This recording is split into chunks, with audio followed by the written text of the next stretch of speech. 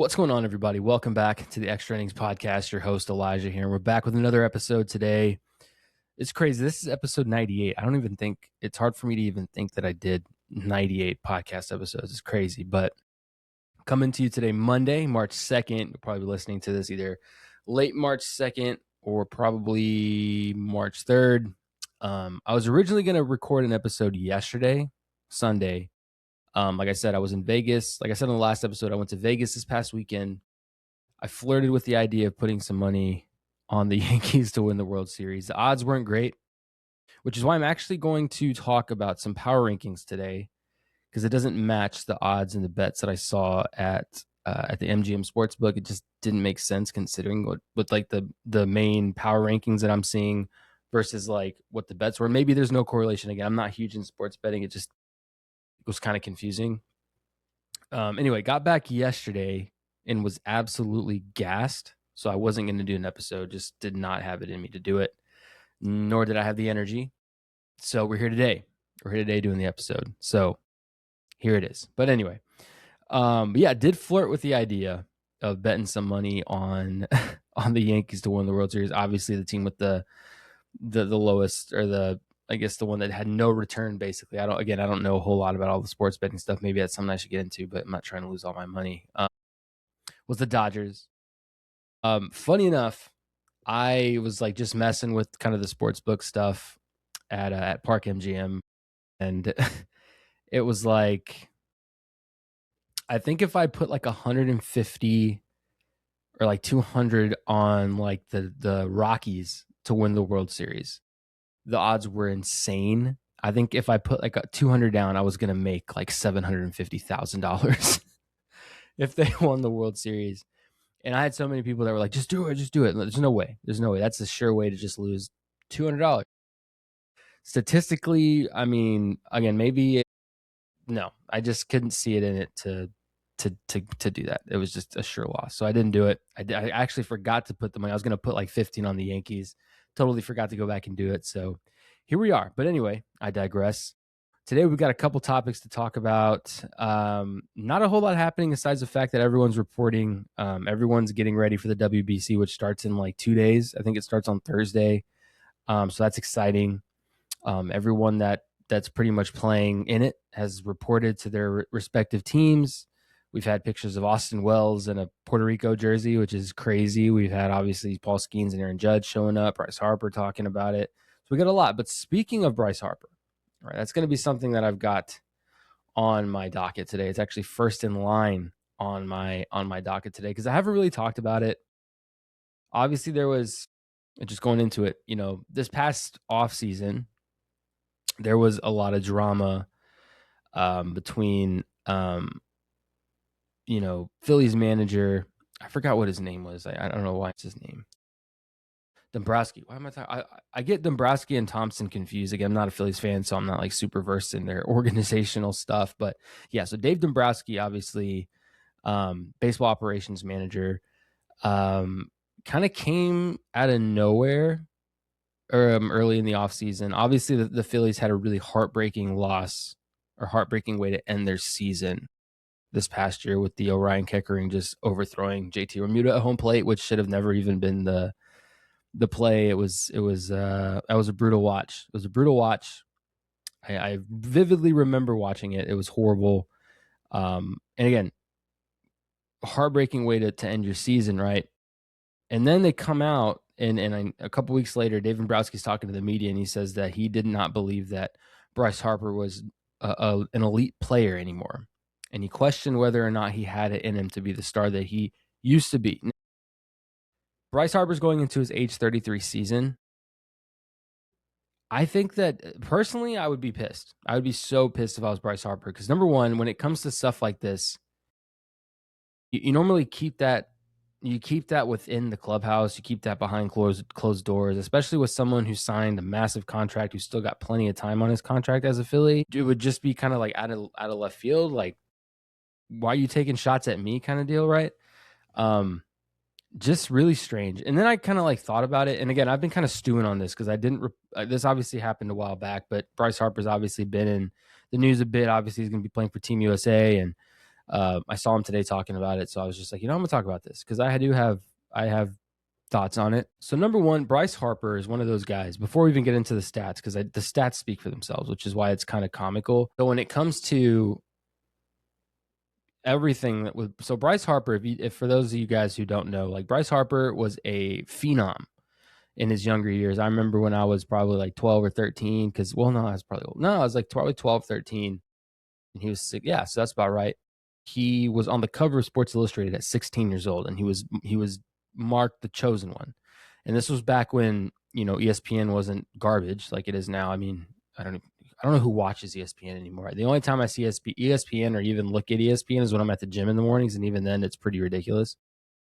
This was back when ESPN like did good journalism, and they were like a solid. Like, used to watch, you stay home sick from school and you watch Sports Center all day. That's what I used to do. But now you can't. It's insufferable. I digress. Anyway, so ESPN actually did a doc on him a while back too, as well, to kind of pair with that Sports Illustrated article. And Bryce Harper's been under a microscope pretty much his entire career. I mean, it was just kind of one of those things. He was a freak of nature. He obviously was hitting 500-foot home runs at 16 years old. Granted, those were probably BSR bats. So still, as a kid, you're hitting 500-foot home runs, throwing 95 miles an hour, throwing dudes out from your knees, like just stuff just a freak of nature, right? And then it was his path was under scrutiny as well, because he didn't. I think he got his GED, if I'm not mistaken, so he could go to junior college faster, and then he ended up playing a year of junior college in Nevada with his brother or something like that, and then gets drafted out of the junior college. Yeah, so Community College of Southern Nevada, which was like a wood bat. He played in wood bat. It was crazy, and he was pitching like insane. It was crazy. Then he gets drafted, obviously first overall in 2010. Plays a couple years of minor league ball.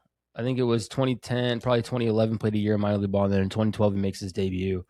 And everyone remembers the debut. I remember his debut. It was a big deal. And again, I'm just one guy, and I know that this probably goes across the board for all baseball fans. Like, everyone had eyes on Bryce Harper. Like, Bryce Harper was the guy, right? I mean, I remember when he ran into the wall, and maybe I'm just some super fan, maybe so, but I think a lot of people would resonate with this. Like, I remember when he was playing left field and he runs into the wall and busts his chin open, and he's back out there the next day. I remember the Hunter Strickland thing. Like, he got in the fight with Hunter Strickland. I remember him like running up the line and just ripping Angel Hernandez's ass on a check swing called third strike.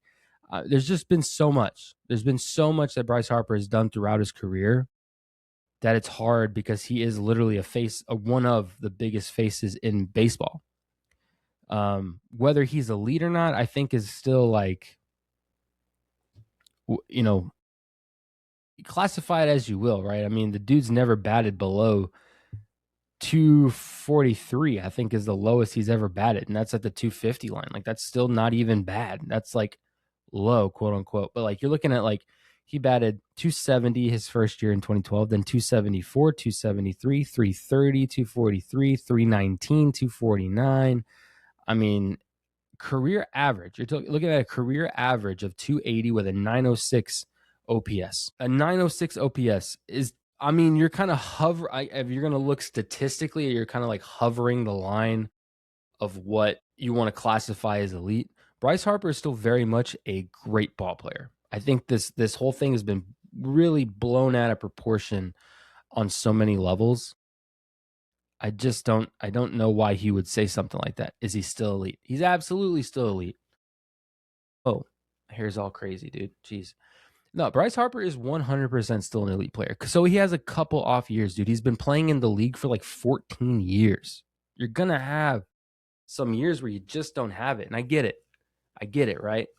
I'm going to fix my hair here. But I mean, like, at what point do you stop and you think, like, what do we classify as elite anymore? Like, what does that mean? I mean, obviously, he's not Shohei Ohtani.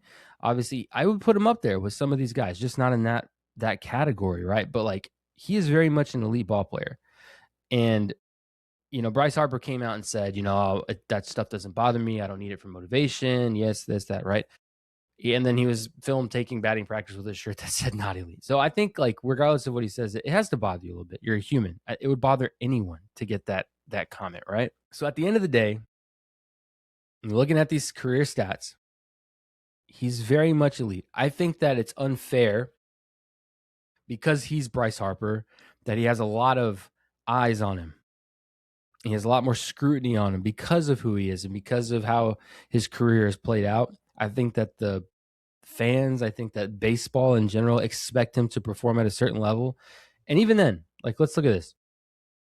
In 2024, he batted 285, and then last year he batted 286.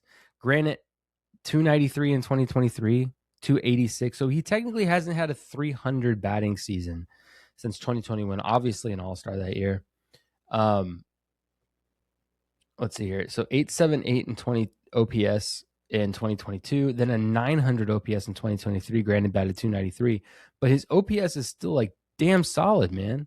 He's had 1, 2, 3 1 OPS seasons. Like, the dude is elite. And I think that if there's anyone who's in turn to have a bounce back year, and again, that sounds so stupid. I sound so dumb. I feel dumb for saying that because he still batted 261 and had an 844 OPS, which is well above the league average and is up there with some of the best in the game. Like, it feels stupid saying it. But again, because of who he is and because of where or how his career progressed since he was a kid, he is expected to perform at this level, right? So anything below that is considered below what's expected of Bryce Harper. I think that's unfair. The dude is still, he's not going to be, this freak of nature. Like, I think we've been spoiled a bit when it comes to some other players that we consider elite. And then when you want to throw someone in there, it just doesn't match.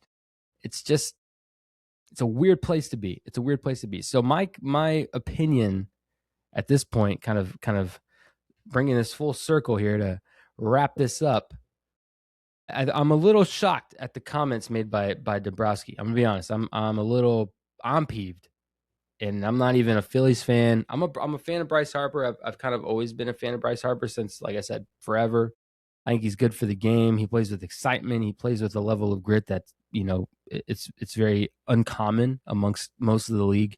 You don't see a lot of it. And I think that he's a special player. Regardless of how you see it, the stats are special. He's a special player. And I think that he deserved a little bit more respect than that. That's the truth. I think he deserved a little bit more respect than that. For a while, I thought, well, damn, is the relationship severed? Surely they've had a conversation after those comments were made. I mean, have to. But at the same time, I feel like that's a lack of respect on Phillies management for doing that. I thought for a while maybe they were going to trade him.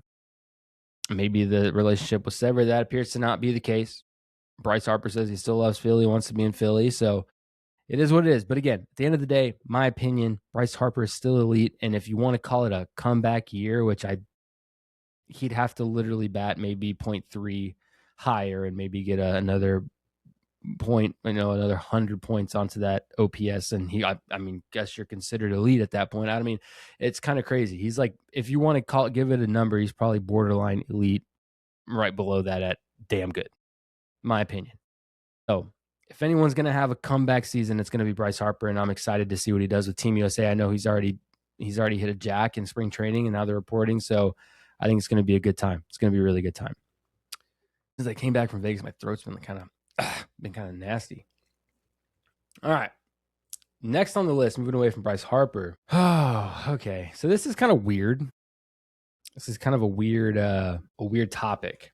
Let's see if I can find the article because I did find one today and I wanted to kind of go over it. Okay. So I read this weekend again.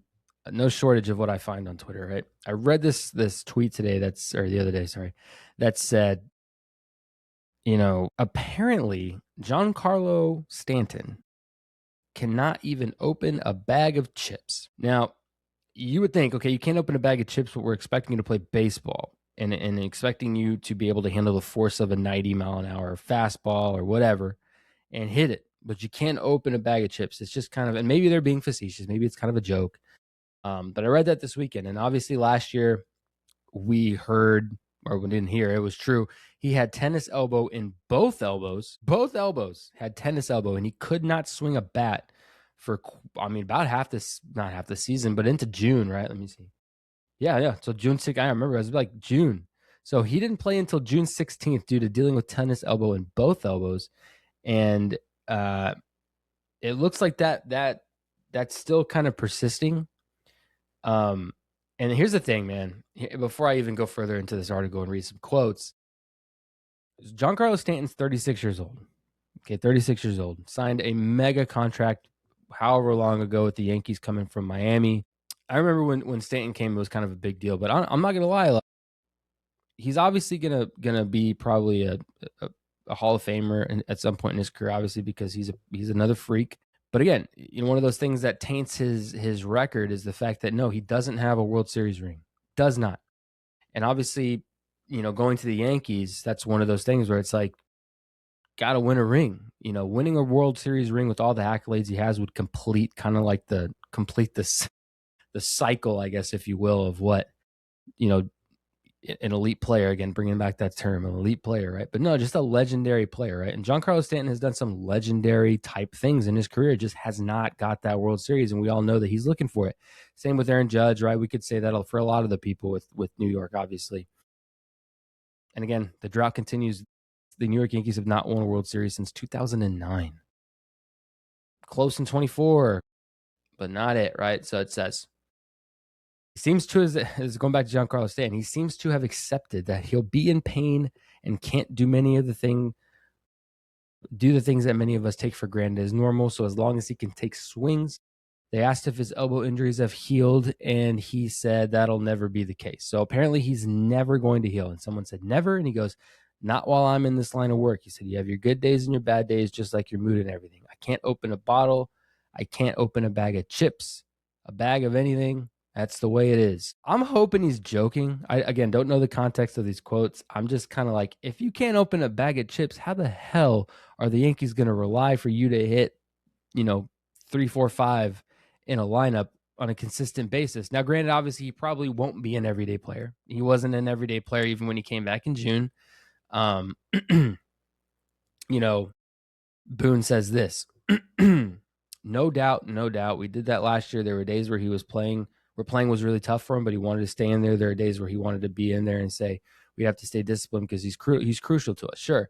Because when Giancarlo Stanton is on, he's on. But he's always been a hit or miss guy. He is bomb, deep ball hit, or nothing at all. He can't run, which is why he no longer plays the outfield. I think in 23, he was an all-star for right field, if I'm not mistaken, when they were in LA. Maybe that was 22. It was 22. But again,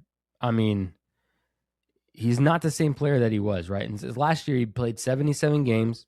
But he is capable of doing damage. He batted .273 with a .594 OPS, 158 OPS plus, clubbed 24 homers with 66 RBIs in half a season. Now, granted, you give him the full season, those numbers probably increase even more, right?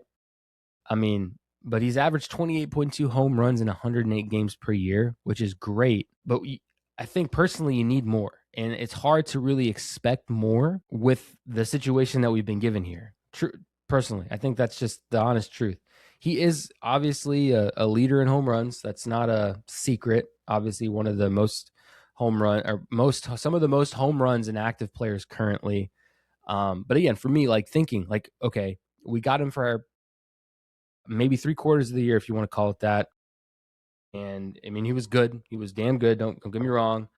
But now we're going into this point where he's now having to accept that he's going to be forever injured and he have to forever play with pain. You have to eventually wonder what his capacity truly will be going into the year, because baseball is a long season. I don't care what anyone says. Baseball is a long season through and through. Longest season in sports. What can you really expect from him? And honestly, I am not wishing this on him at all. I just don't see a season this year where he doesn't visit the IL at least twice, if this is the case. And even then, is he going to have play 2 day off, play 2 day off. And if that's the case, how much contribution is he really going to have if you're never really falling into a groove of playing every day? It's just a big ass question mark. Just calling it for what it is. It's a huge question mark. And I don't know how that translates. I really don't. Do I want Giancarlo to get a World Series? Absolutely. Absolutely. Because that means the Yankees get the World Series. But I just don't know what that capacity is for him and if that really hurts them or not. Because, you know, he is a crucial piece to the lineup. And if you have any questions of what Giancarlo Stanton is capable of, go back and look at that 2024 playoff run. The entire postseason, Giancarlo Stanton was a monster. And I think if they can get one more year of that, maybe you save him, you give him the minimum of what he can do all year. Just give him the minimum. And then when it comes to postseason, you let him just have it. And the thing about these guys is they're competitors. So he's going to go out in the postseason and just do all that he can. So that's what I'm saying. You let him rest and just use this season as a build-up time. Just slowly churn him along and then let him go in the postseason. I think that's going to have to be the strategy, especially with the injury. So that's another one of those things that's going to be super interesting. It'll be a huge question mark to see what they get out of him. All right. Moving forward. Hold on. Okay. So opening day starters, we've had a few announced.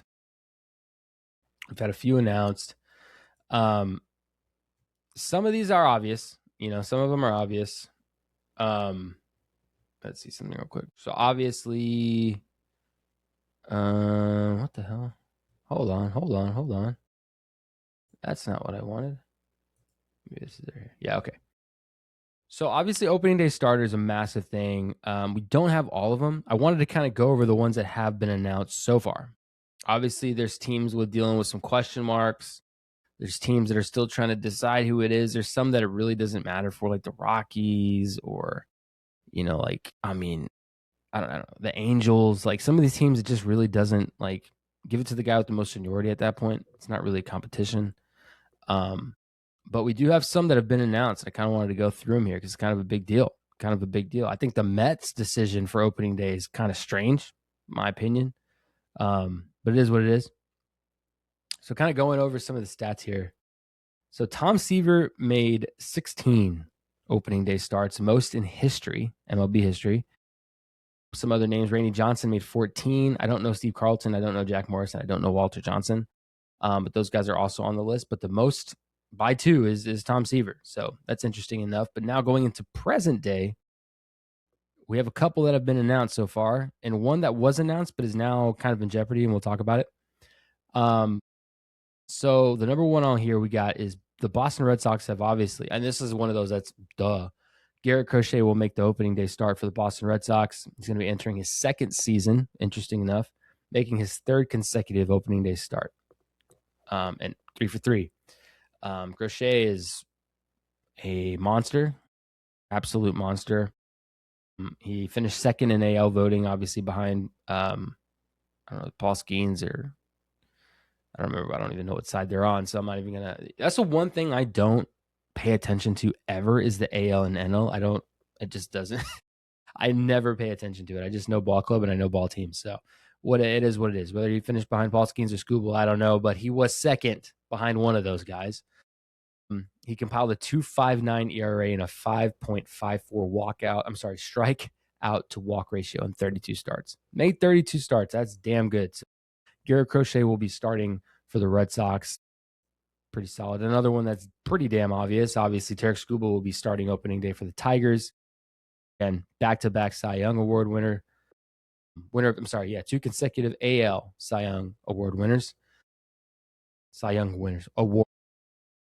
He's going to make his third consecutive opening day start. Obviously, did 24, 25, and now 26. It says this could be his final opening day assignment for Detroit. I believe that to be true, and we're going to have to talk about that when the time comes, obviously at the end of this year. He's entering his walk year and is expected to receive a massive payday. Absolutely he will. And I don't think Detroit's going to be the one to give him. Before we dig deep into that in 6 months, I'm going to be honest, I don't see Detroit paying him what he wants. Although Detroit has assembled quite a staff and they have quite a team, I still don't think that they're going to pay him.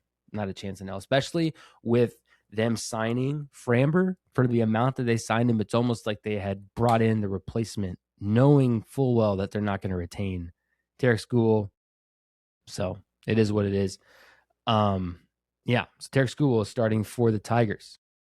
Hunter Brown is going to be making his start for the Astros. Obviously, Framber Valdez started last year's. Wow, has Framber started every opening day for them since 21? I would assume that would be true. Now that I'm looking at it, I think that might be right. So they're going to have somebody different. Since 2021, I guess Framber has made every opening day start. Obviously, he was their guy until he had a light shown on him this past year that was not good. So Hunter Brown came kind of like an emerging ace last year for Houston. Will be making his start for Houston. He'll receive the honors after managing a 2.43 ERA, 172 ERA plus with a 3.61 strikeout to walk ratio and 31 starts. Well deserved. Hunter Brown's going to be another one of those guys that Houston's going to love, and they don't want to pay him, so he's going to walk. Yeah, I said it. The Marlins, obviously, one of those things, man. Marlins, another kind of obvious one. Sandy Alcantara, who did not have a great year last year, obviously. Here's the thing about Sandy Alcantara. Sandy Alcantara was disgusting in 23. In 22. He won the Cy Young in 2022, but had Tommy John, came back. The thing about Tommy John is that some guys are fine, but some guys, it takes them about a year to reacclimate with everything. And sometimes that first year back from Tommy John is just not the same. And that was so the case for Sandy Alcantara. He was not right all year. Towards the end, he got a little bit better. But he was 5-1 with a 2.68 ERA in his last outing. So yeah, he did figure it out towards the end, like a few other pitchers last year that was kind of out of character on some of them. But Sandy Alcantara did not play well last year. 11-12 with a 5.36 ERA. Again, I'm not even really going to look at the win-loss column because again, playing for the Marlins, you're not going to have a whole lot of run support. But at the same time, a 5.36 ERA is not good. He got tagged quite a bit and just did not look himself. But of course, they're expecting big things out of him. I honestly thought they were going to deal him at the deadline, and they didn't. I guess the asking price was probably a little bit too high for most teams. But damn, not the season that he was looking to have last year. But again, bounce back. Again, finished 5-1 with a 2.68 ERA, which is nearly less than half of what he did. Not less than half. Yeah, almost about half of what he did the whole year. So that's interesting. But again, Sandy Alcantara starting for the Marlins, another one that was pretty obvious. Now, the one that was announced that I'm going to have an update for you here in a little bit as well, but one that was announced that is no longer going to happen, which is also another weird situation that I'm going to talk about in a minute, is the Diamondbacks had originally announced that Merrill Kelly was going to be the opening day starter. But Kelly's been having some back issues. It's weird. He's got some intercostal thing happening, maybe, if I said that correctly. And again, I'll have the stats up and I'll correct myself in a minute, but he's hurt. Regardless what it is, he's hurt. Is hoping to be ready by opening day, but definitely is not going to be that guy that's going to be starting on opening day. Zach Gallen has been the opening day starter for the last 3 years. Obviously, the Diamondbacks brought Zach Gallen back, which was a whole situation. Gave him a qualifying offer, denies the qualifying offer, then he eventually comes back for the qualifying offer. Makes no sense, but it is what it is. That's a whole conversation that's already been had. But yeah, so right now they haven't necessarily announced who that replacement opening day starter is going to be. I've been doing a little bit of digging, and there's kind of no way that it's not Zach Gallen again, because it's not going to be Fott, it's not going to be Erod, it's not going to be anybody else on that pitching roster, pitching rotation. Just can't be. It can't be. Regardless of how long it took Gallen to re-sign with them, no shot. There's no way that it's not Zach Gallen. So I'm assuming it's going to be Zach Gallen, but it is what it is there. Moving on. Tampa Bay, Drew Rasmussen. I don't know who this is. The Rays will send Drew, I'm not going to say his last name, to the bump to start the season in St. Louis. It's going to be the first start in the career of the Rays right-hander. Last season was his first full season. He underwent an internal brace on his right elbow, but he still made 31 starts. He worked 150 innings and a 2.76 ERA. Wow, that's pretty damn good. He was an all-star for the first time and finished 9th in Cy Young voting, so good for that guy. Good for that guy. The Rays are finally back home. They're not going to be playing in a spring training complex anymore, so that is good news. So we'll see how that goes.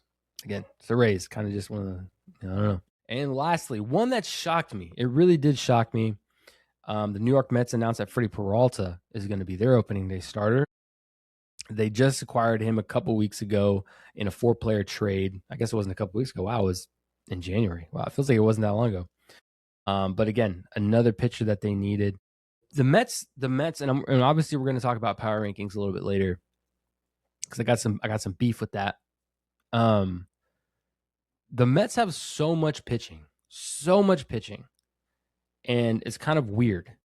They got Jonah Tong. They traded Sprout, sure, but they still got Senga. They got Mania. They got Peralta. They got McLean. They got Holmes, which I'm assuming Holmes may move back to the bullpen. But they've got an ample amount of pitching.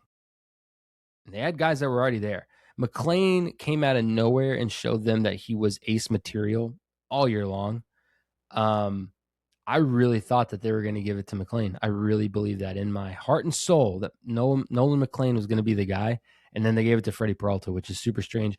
Personally, I was kind of reading into everything going on here. I think that they gave it to Freddie Peralta in hopes that they can sign him to a long-term deal. That's really what I think this is. I think this is playing on a much bigger thing than just the 2026 opening day. And I'm not saying that Freddie Peralta is not like worthy of an opening day start, because I'm pretty sure he's been Milwaukee's opening day starter for quite some time now, at least for the last 2 years at the minimum. So he's more than worthy of the spot. It's kind of just one of those things where it's like you got a homegrown guy, Noah McLean, who came in and almost saved your season, almost gave y'all a shot to really make the playoffs, and then you passed him up again. Seniority, sure, I guess that could be. That's definitely got to be at least a factor in there somewhere. You know, Peralta's been in the league for a while. McLean maybe has played a couple months, right? So one of those things could be either way. Just thought it would maybe be somebody else, but again, I'm not disappointed in it. Just kind of shocked. But yeah, so far, those are all of the opening day starters that we know of. I'm sure we'll get more as we get closer. We're still about 3-ish weeks out from opening day. It's on March 26th. So yeah, it's gonna be interesting. It's gonna be interesting there, but quite a few opening day starters. Not bad. All right, moving on. So I know I talked about Merrill Kelly earlier. Kind of given some information on that. So before we get back into the Merrill Kelly, I saw that Corbin Carroll, who obviously was one of the 3 dudes who broke their hamate bone a couple weeks ago on the first day of spring training, that was kind of one of those weird instances where 3 big players were diagnosed with a broken hamate bone, all on the same day. Jackson Holiday, Francisco Lindor, and Corbin Carroll all announced that their hands were broken. Unfortunately, Corbin Carroll was going to be pulled. Obviously, he was going to be playing for Team USA. No longer going to be doing that, but he has been said that he was still training the day after his surgery, which is nuts, which is insane. That's a 4 to 8 week thing, and he's already he's ready to go. I'm sure he's still far away from being ready, but the fact that he's already taking light cuts and pretty much training still is, dude's a freak. But apparently that's on par with what Corbin Carroll does. He takes no days off. So hopefully he's going to be ready by opening day. They didn't say he would be ready for opening day, but Torey Lovullo was like, I'm not going to say he's not going to, because crazier things have happened, right? That's kind of that's basically what he said. And then obviously going back to Merrill Kelly, which I just talked about a few minutes ago, last weekend he was scratched from throwing live batting practice due to some back soreness, and the discomfort continued. They got an MRI and CT scan. Both came back clean, and then they diagnosed. Yeah, so it was intercostal. So they diagnosed him with intercostal nerve irritation, and apparently he's already kind of been playing through it. And he had I read this morning that he had a pain-free session of catch, which is positive news. Though they did say that he still will not be the opening day starter, though it was announced. With that being said, if he is technically good by opening day, the thing is this: people, I was kind of reading the comments, and people were like, "Well, if he's going to be good by opening day, why isn't he the opening day starter?"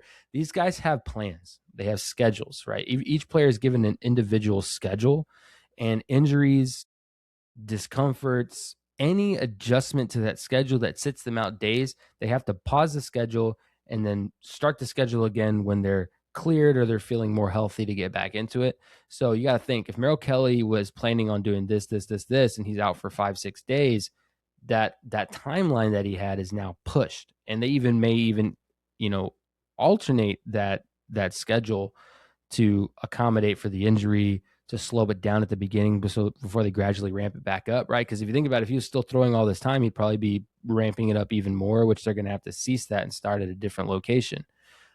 So Merrill Kelly, regardless of whether he feels good or not, will no longer be the opening day starter. I can tell you that.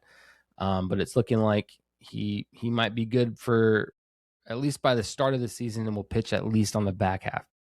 So that's positive news. I thought that'd be interesting. I haven't seen or heard anything on Jackson Holiday, which is strange.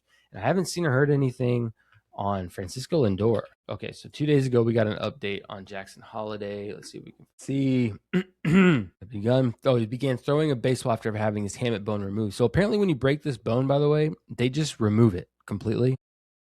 Oh, he's going to begin swinging Thursday, which I'm assuming was last week. Okay, so he was hitting last week. That's great. Or at least swinging, starting the build-up. So that's good. I'm not sure what that means for him and his timeline. There's very little information on it. All right, let's see something here. Let's talk about Francisco Lindor. Francisco Lindor was assumed, like I said, I think it was last episode or an episode ago, 2 episodes ago.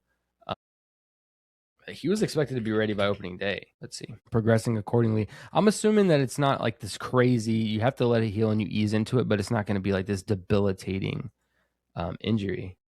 Just a strengthening part, doing a lot of one-hand swings. Hopefully in the next few days he can start grabbing a bat and starting his progression hitting-wise, and then the fielding as well. The throwing has been there. He's continued to do long toss, throw the bases. The conditioning is there. So yeah, he's progressing accordingly. Day to day, they say it's still too early to tell. Hard to tell right now, especially knowing Lindor. This is a guy I wouldn't be surprised if he comes in a week and they have a break before we have to break, and he says, "Hey, I'm ready to go." So I don't know. I think that Lindor is going to be ready for opening day, but we'll wait to see what it says there. But yeah, so some updates on some big injuries there. I haven't heard any other ones, to be honest. So that's a positive thing, right? The scary thing about spring training, and I always say this, is that there's going to be injuries. There's always going to be injuries, and you kind of want to just make it. The goal for these guys at times is to enter spring training and break spring training with the team with no injuries. Now, I know that that's near impossible. There's going to be injuries. There's going to be shakeups. There's going to be issues, but that is the goal. So I haven't seen a lot, at least for high-profile players, so that's a positive note. Now the beef that I have beef here. So Baseball America released on 27th. This was Wednesday. No. When was the 27th? When was the 27th? Pull up my calendar here. 27th was, what the hell? Friday. So they put this out on Friday, which is their power rankings. Now I'm going to start from the bottom. And give a little bit of information on each, but not till we get to the top 10 will I dissect it. But let's see what we got here. So at 30, which seems to be congruent amongst a lot of the power rankings, is the Colorado Rockies. They're probably going to have another really tough year. They did get Michael Lorenzen. I do know that. They did get Jose Quintana, who's kind of bounced around a bit. It's going to be really tough for them to have a great year. I'm just going to be honest. 29, the Nationals. Obviously, they still have C.J. Abrams and James Wood, but another one that's going to be tough. They did acquire Miles Mikolas. So that's something, but still going to be another tough year for the Nationals. White Sox are in for another tough year as well, and they lost Luis Robert Jr., so that's tough. The Angels are at 27. Cardinals are at 26. Considering how the Cardinals are not a bad team. Mason Wynn, Ivan Herrera, Lars Nootbaar, Burleson, Jordan Walker. They got Dustin May. Not awful. But yeah, it's going to be that's going to be another tough year for them. The Marlins are at 25. They lost Edward Cabrera and Ryan Weathers. They still have Yuri Perez and Sandy Alcantara, but again, just they're going to be pretty low down there. The Rays are number 24. Twins at 23. Sadly, I guess another injury that I did here, I kind of missed this one. Pablo Lopez is going to be having the internal brace surgery, which is basically like an alternative to Tommy John. I think that the recovery time is a little bit shorter, so the Twins are going to have another tough year. And Joe Ryan is out with some issues, so he's actually not going to be pitching in the World Baseball Classic, and I don't know how that affects the Twins and his return to camp and all that. As far as I know, Ryan Yarbrough took his spot for Team USA. The Diamondbacks are too low. This is my first gripe. At 22, I just don't know why they're so low. Wards Gurriel Jr. is rehabbing, obviously, from injury. Corbin Carroll's going to be ready, whether that's the first week, second week, or third week. That shouldn't be an issue. Geraldo Perdomo, Ketel Marte, Gabby Moreno, Merrill Kelly, Zach Gallen, Ryan Nelson. Ryan Nelson's kind of hit or miss. The pitching staff is hit or miss. But like, you still have Pavin Smith, you still have Alec Thomas, who has shown a lot of stuff and can come into his own. Like, there is a lot of good stuff with this Diamondbacks team for them to be at 22. I think that's still too low. And I think that they're just one of those teams. They're scrappy. They're scrappy. I don't care what anyone says. I've watched enough of these guys. It's not a huge deviation from last year to this year. Last year, there was a lot of pitching issues. They were riddled with a lot of injuries. That they can get those guys back. This is a scrappy team that almost snuck into the wild card. So I think that this is way too low. I mean, yeah, they did lose, obviously, Naylor. I didn't think about that. And they lost Suarez, but they were a better team without them. One thing I will say is them trading away Blaze Alexander, that was dumb. The kid's going to be a star. I don't know why they got rid of him. And honestly, I don't really feel like looking into it. But they better have got some good shit for him, because that was a tough trade. Pirates are at 21. Agreed. They didn't really add much of anything. They got Marcelo Zuna. Maybe even with the obvious Paul Skeens, right? That's to put the Pirates above the Diamondbacks just seems wrong to me. Again, the Guardians are another team that's really damn good. Why are they so low at 20? Behind the Reds? Well, there's no way that the Guardians should be behind Texas. No, there's no way. I don't agree with this in the slightest. You can't convince me that the Texas Rangers are a better team than the Cleveland Guardians. Maybe pitching wise, but not from any other standpoint. So at 20 of the Cleveland Guardians, at 19 of the Reds. The Reds I see are very close to the Diamondbacks in the sense that they're another scrappy team. Obviously, Ellie De La Cruz, Eugenio Suarez is there now. Their pitching staff is great. Hunter Green, Andrew Abbott, Nick Lodolo, and now Chase Burns. And they obviously have Brady Singer as well. So that's a great pitching staff all the way through. And their bullpen is really good. It's really held up by like two or three like damn good guys. And if they wanted to, they could move Chase Burns around from reliever to maybe do some spot starts. But they have a really great pitching staff in general. And then obviously they have some decent. They got Sal Stewart they pulled up last year. Again, Ellie De La Cruz is a superstar of that team. Eugenio Suarez at third is great. They're pretty solid. I'm not gonna lie. Another team that's scrappy, but I still don't think they're as good as Cleveland. I think that's a little bit low. Again, the Rangers, and again, I am not taking shots at the Rangers. I'm not. I promise you, I'm not taking shots at the Rangers. I'm just saying, like, they were really, really sketchy last year. Do they have the potential? Absolutely. They added Mackenzie Gore. They have a great pitching staff with Jack Leiter. Jack Leiter can continue to get better. He's somebody that can be there. Mackenzie Gore, obviously Jacob deGrom, obviously Nathan Eovaldi, who, like, Nathan Eovaldi may be the most underrated pitcher in baseball. The dude is a workhorse. I've been saying this for years. Absolute workhorse. And I think that he deserves so much more credit than what he gets. Obviously, they got Danny Jansen because they signed him and got rid of Jonah Heim, which was great for them. I think Jonah Heim was holding them back in a lot more ways than they know. They did pick up Brandon Nimmo on the trade with Marcus Semien. They're going to be okay if they're pitching. And you keep forgetting about Evan Carter and Wyatt Langford. Like, they have a great team.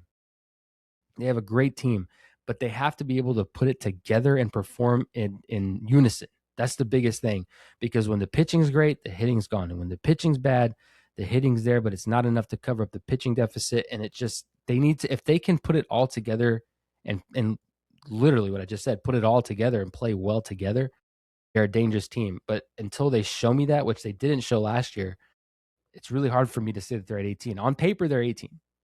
Maybe. And the reality is a little different.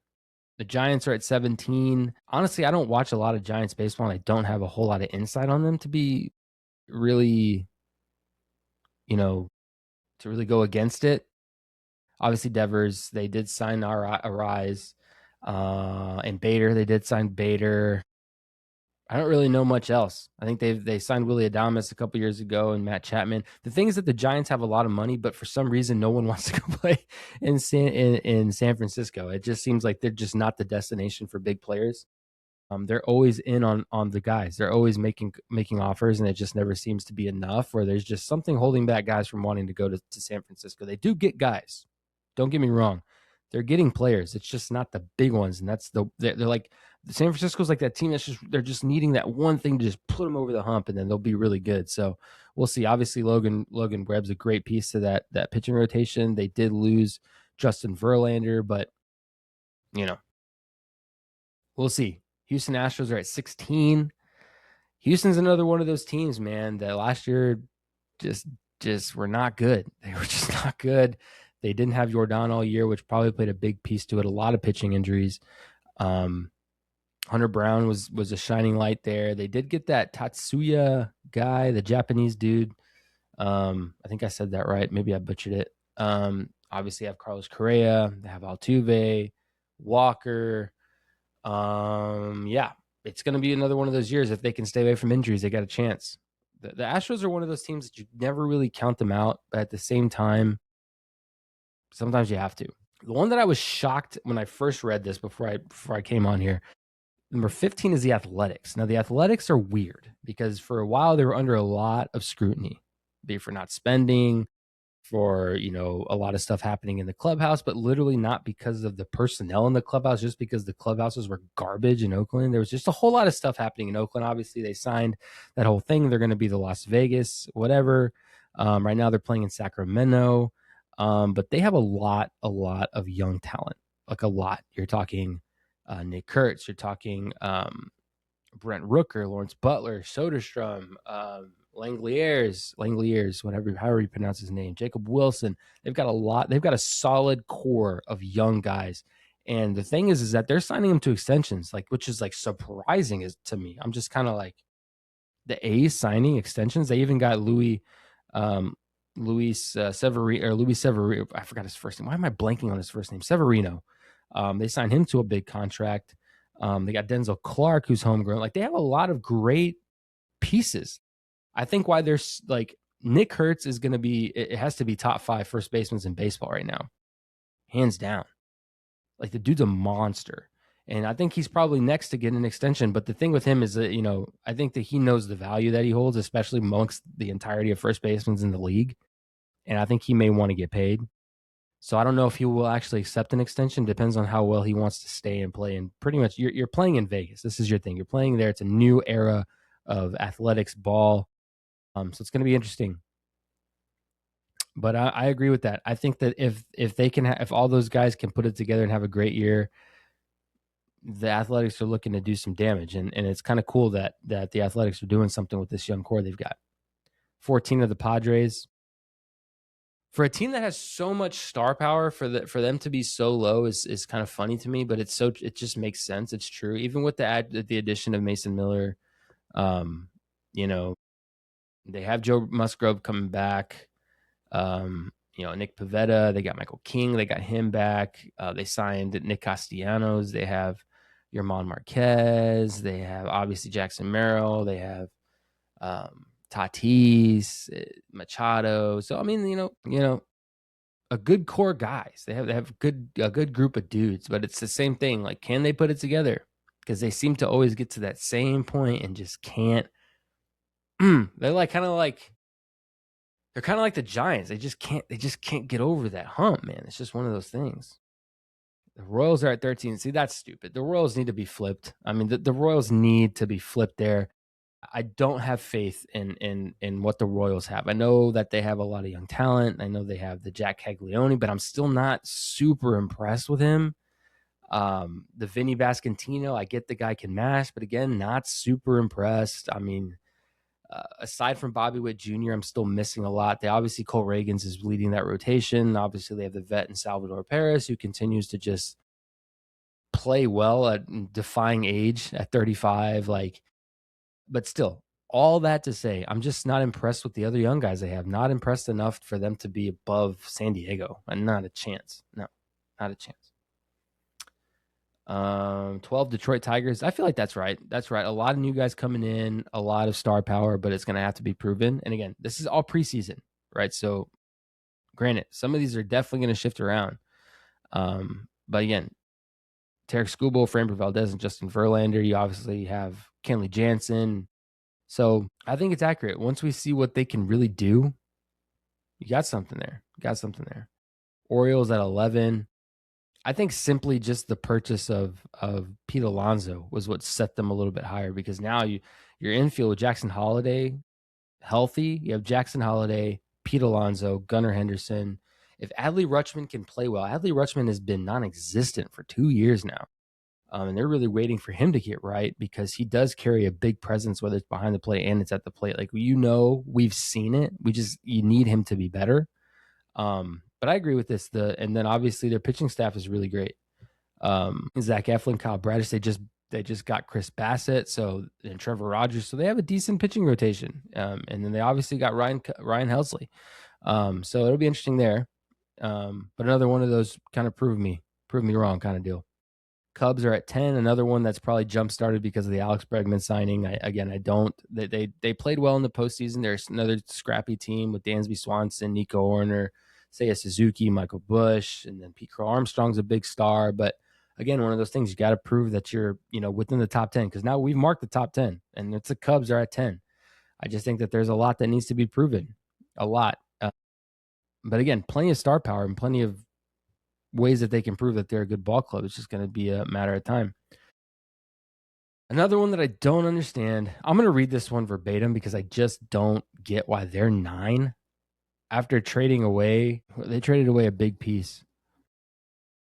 Freddie Peralta and that other guy. I forgot who the hell it was. They traded him to the Red Sox. Duran, I think is his name. But listen to this. The Brewers had a typical Brewers offseason. Yes, they signed no big free agents and they trade people away. They changed out an all-star in his final year of his contract, Freddie Peralta, for prospects with club control. They made similar trades to add depth. Through it, Milwaukee still has a core leader like Wilson Contreras, okay. Jackson Chourio, okay. They still have Bryce Terang in the lineup. And then Brandon Woodruff, Quinn Priester in a second year, Jacob Morowski. I don't think... Again, I'm not shitting on these guys, man. I'm just giving you my opinion. I watched quite a few of Mizorowski's appearances and his starts. Very, very shaky. He's very, very shaky. Granted, he's a rookie. Give him time to cook. I hear you. I see it. I don't see it, man. I don't see it. I'm worried. They got shut out real bad. Yes, the Brewers were one of the best teams in baseball, had a great record, but when it came down to playing ball, when it mattered, they disappeared, swept. Yes, it was the Dodgers. I get it. Okay, whatever. But at the same time, put up a fight. There was no fight from the Brewers against that Dodgers team in the postseason. None. And that's when it matters. I get that the season is the season, and I get that it's all that. I get it. But when it matters is when October, late September, if you don't show up then, it's all for nothing, in my opinion. So I'm just not sure how much they truly have left after getting rid of those guys who were kind of holding that together, I think. Again, Wilson Contreras, great. Jackson Chourio, great. Bryce Terang, great. Woodruff, Priester, Mizorowski should be your 3, if not 4. It's going to be interesting. We're going to see. Oh, and they have Sal Frelick, I guess, is a big one, too. I forgot about him. Oh, okay. Maybe I'm wrong. It's kind of all hitting me as my gears are grinding here. They did get Brandon Sproat. He was great for New York. He came in that Peralta trade. And then again, I saw the Sal Frelick. Maybe I'm wrong. Maybe the Brewers are still going to have a year. We're going to see. At 8, the Red Sox, I agree here wholeheartedly. The Red Sox are scary. The Red Sox were scary last year, but they have Peyton Toll, the Connolly Early, Ranger Suarez, Sonny Gray, Garrett Crochet. They have a scary ass pitching rotation and a lot of it. And then you add in like the Roman Anthony, the Wilson Contreras, the Jaron Duran, the Wilyer Abreu, the Marcelo Meyer, they're a team, man. As a Yankee fan, I'm worried. Because with this team, if the Yankees play the way they played last year, this team will smack the shit out of the Yankees. And they're going to smack the shit out of a lot of teams this year because this is a good ball club. They got a great pitching rotation. They got a great lineup. It's solid top to bottom. The Red Sox are going to do some damage this year. I'll tell you what. So agree wholeheartedly. If not, I put them a little bit higher. Who's next? The Braves. Red Sox should 1,000% be above the Braves. They did get some guys a little bit higher. They did get some guys back. I don't know why I said a little bit higher. They got some guys that got back. They're going to have Ronald Acuna Jr. for a full year. They'll have Austin Riley, Chris Sale, who just got extended. Spencer Swellenbach will be back. Spencer Strider after, hopefully he's going to be back to his normal self because, again, was another guy coming off Tommy John that did not look right. Matt Olson, Michael Harris, Drake Baldwin, who was a standout last year as well. Robert Suarez, Raciel Iglesias. Okay. They're going to be okay. The Braves are going to be good. The Braves are consistently good. Last year was an off year for them, but the Braves are normally a good team. I'm not taking that away from them. But again, at the same time, we're going to see. We're going to see about that. I still think that the Red Sox should be above Atlanta. At 6 is the Phillies. Yeah, okay. I'm trying to do like mental math of these teams in my head. Yeah, okay, that's fair. Kyle Schwarber, Romuto, Harper, Turner, Bohm, Marsh, Stott, Adolis Garcias, who was added, Zach Wheeler, Nola, Sanchez, Luzardo. Yeah, the Phillies are going to be good. I expect the Phillies to go much further this year than they did last year. That I will say. We don't need to talk about the Phillies. We know they're good. Now, here is where I have beef. I have a lot of beef. Because I'm just going to say this. At 5 is the Yankees and at 4 the Mets. There's no way in hell. I'm not even being salty. There's no way in hell you're going to rank the freaking Mets higher than the Yankees. No. Let's start with 4 before we even analyze the Yankees. Let's start with why I'm upset about this ranking because this made my blood boil. Yes, you added Bo Bichette. Yes, you added Freddie Peralta. Yes, you added Luis Jr., who has been irrelevant for 3 years. And yes, you've added Jorge Polanco. Yes, you've added Marcus Semien. Yes, you've added Devin Williams. You've had Juan Soto, Lindor, okay, and McLean. You got guys. You got some guys. But there are so many question marks on this whole roster, on the entire thing. I haven't really talked about it a whole lot. And I'm going to make a video about this probably tomorrow. It's stuck on my thing here. There are too many question marks for you to sit here and confidently say that the New York Mets are going to be the guys. Because in all honesty, they didn't get better. They didn't get any better. Like, I'm just being honest. They didn't get better from where they were. They lost Pete Alonso. They lost Edwin Diaz. So they got Luis Robert Jr. probably for nothing because, he hasn't played well. He hasn't hit the ball well in about 3 years. Great defensive outfielder, but just has not been offensively there. They got Bo Bichette, who is a shortstop, played a couple games at second, but no, they're going to put him at third, which he's never played third. They got Semien, who's been another guy that's kind of been on a downward trend, and traded Nimmo, who everyone thought was going to be a lifelong Met. They have Semien probably starting at second. Devin Williams, who had a horrible year as a Yankee last year. They're going to add him. They also got Luke Weaver, who wasn't himself all last year either. They got Jorge Polanco, who they're going to put him at first, who has played a whopping 0 games at first.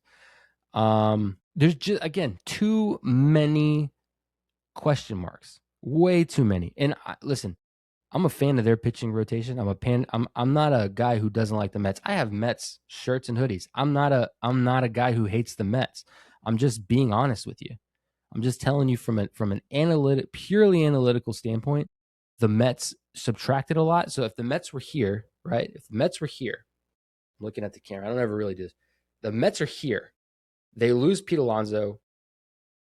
They lose Edwin Diaz. They lose Jeff McNeil. And they lose Brandon Nimmo. Right? Okay, cool.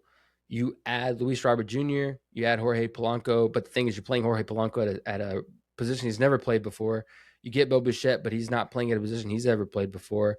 Then you get Freddie Peralta, who's put you up here, and then you get Devin Williams and Luke Weaver, who you're hoping are going to be guys that return to form, so you're about even. I think you stayed the same. Nothing changed. So how do you rank that higher than the Yankees, who, again, a team who didn't do much of anything at the deadline either? Kind of two extremes. You have the Mets, who completely almost changed their team, and the Yankees, who did hardly anything but add Ryan Weathers, re-sign Cody Bellinger, and get a couple guys back. And you can't sit here and tell me that even with Manaea, with Freddie Peralta, all those guys, you can't tell me that that's a better pitching rotation than the Yankees are going to have come June. Because think about it. You're going to have, they may start off a little weird, but you're going to have Ryan Weathers, Garrett Cole, Max Fried, Carlos Rodon, Will Warren, and Cam Schlittler, which I think Warren, when these guys come back, obviously, and Ryan Yarbrough, right? So all these guys are like great pitchers. It's a pitching staff it's a goated pitching staff when everyone's here. Again, the question marks are, I'm not going to sit here and ignore question marks. Like, what do you expect out of Garrett Cole? What are you going to expect out of Carlos Rodon, all coming back off injury? Can Max Fried, carry the staff? Can you expect a full year of Cam Schlittler to perform like he did in the last half of the year? A lot of question marks, but Ryan Weathers is promising. He's already throwing 100 miles an hour. He looks nasty up there. Like Ryan Yarbrough, they got back, who's a solid lefty. Like, there's a lot of great things here. And then you have Ben Rice, Cody Bellinger, Aaron Judge, Trent Grisham, who had a generational run, who hopefully he can return to form. Jazz Chisholm, who plays well. So it's tough. It's tough. So the fact that they graded them 60 and 60, yet they put the Mets to win the NL East and the freaking Yankees to be projected wild card. Get out of here. No, man. No, don't agree. But we'll move on because I'm running out of time. Seattle Mariners. The Seattle Mariners are good. I don't care what anyone says. They have obviously Cal Raleigh. They signed Josh Naylor again, Randy Rosarena. They have a great pitching staff: Brian Wu, Logan Gilbert, Luis Castro, George Kirby. Yeah, all All-Stars, by the way. So the Mariners are a good team. That's no joke. The Mariners are a good team, and I expect them to do the same thing. So for them to say that they're going to win the AL West, it's hard to disagree. So maybe. And here we go. Top two. Obviously, you know who one is, but we're going to talk about it anyway. The Toronto Blue Jays are number two. Now, one of those things where you're kind of like added Dylan Cease, added Tyler Rogers, got Okamoto. Sorry, I don't know what I'm saying. I got Kyle Ponce. Obviously, still have Vlad, Kirk, Gausman, Springer, Varsho, Schneider, Barger. So they're a team, Savage. Like, they're gonna have a great team. I think that Dylan Cease had a really shaky year last year, so hopefully he comes back to form, because I like Dylan Cease. He's a good player. But their offense is where they shine. Their offense and their defense is where they shine. It's going to depend if Savage can come back. Because, again, the cool thing with these rookies is that we only saw them for a short amount of time. So it's going to be interesting to see how they react to a full year. Can they hold that standard all year long? I think that some of them will. It'll be interesting. But, again, at two, it's hard to argue that the Blue Jays are not winning the AL East. I think it's going to be a bloodbath. The AL East is going to be tough. It's going to be a hard division. But the Blue Jays are a good team. As much as it pains me to admit it, but they play good ball, man. It's hard to bet against them. They play good ball. It'll be interesting. And personally, like, this is sad coming from me as a Yankee fan. They're way better than the Yankees are on paper. I mean, I'm sorry. Pitching rotation, the Yankees haven't beat, but all around ball, Blue Jays are a good team, man. I mean, it's hard for me to go against them. So it is what it is. And then obviously at number one, you got the Dodgers. How would you expect anyone else? They go out and get Edwin Diaz. They got Kyle Tucker. They still have Ohtani, Betts, Freeman, Snell, Snell's having some weird comments saying he's like 0% going to be ready for opening day. I didn't think he threw that much, but whatever. That's one of the things that plagues him, man, the longevity and the injuries are one of those things. So we'll see if they can stay healthy. That's going to be the Dodgers' MO: stay healthy, and they will be a powerhouse as always, right? So it'll be interesting to see. But those are the power rankings according to Baseball America. And again, that was written on Friday. This was as of Friday. And again, this is all preseason grade. So this can all switch by the second week of the year. This will more than likely all be flipped around, switched, different teams everywhere, injuries, and anything that happens between now and opening day or the second week of the season. I'm sure it's going to flip, change. Everything's going to go around. So we're going to see. But again, some of these I just wholeheartedly don't agree with. But maybe I don't know ball. I don't know. But anyway, excuse me. Anyway, thank you guys so much for listening. I appreciate you if you're still here. If you're still here listening to me ramble on and on about ball, but don't we all? Baseball season is almost here. We're about a week away from having some crazy competitive ball games happening for the World Baseball Classic. Be sure to tune into that. Be sure to follow me on Instagram and Twitter. I may or may not bring back TikTok. I don't like TikTok. I'm just gonna be honest. I don't like TikTok. I don't get like getting on TikTok. I did post a lot on there before, but I'm just not doing it anymore. Just TikTok's weird. It's not my jam. So for sure, Instagram and Twitter, I'm on there all the time. So be sure to follow me on there, like, subscribe, comment on YouTube. Got shorts on there, got videos on there. So check that out. But yeah, guys, thank you so much for listening. And we're going to try to get another one out. We're doing this weekly. So that's how it's going to work. I'm doing this weekly. If something crazy happens, we may do 2 a week. I don't know, but be sure to check us out, man. Weekly, every Sunday, even though I know today's Monday. But anyway, guys, thank you so much for listening, and we will catch you guys in the next episode.